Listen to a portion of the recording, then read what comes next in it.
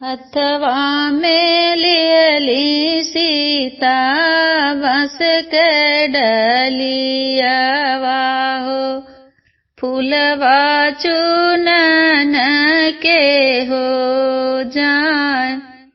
हथवा में लियली सीता बस के डलियावा हो, फूलवा चूनन के हो जान। फूलवा जे चूनी चूनी हरवा बनावली हो, गौरा के दीही पहिराय। फूलवा जे चूनी चूनी हरवा बनावली हो, गौरा के दीही पहिराय।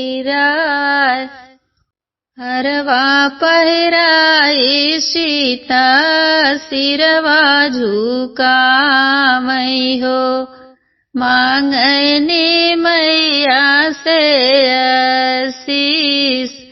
नैहर के दीहू मैया भैया से भतीजवा हो, भौजू के बाढ़ आही बात। नैहर के दीहू मैया भैया से भतीजवा हो, भौजू के बाढ़ आही बात।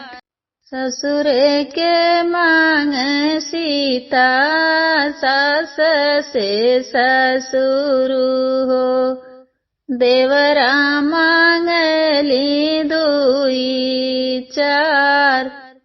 ससुर के मांग सीता सास से ससुर हो, देवरा मांगली दुई चार।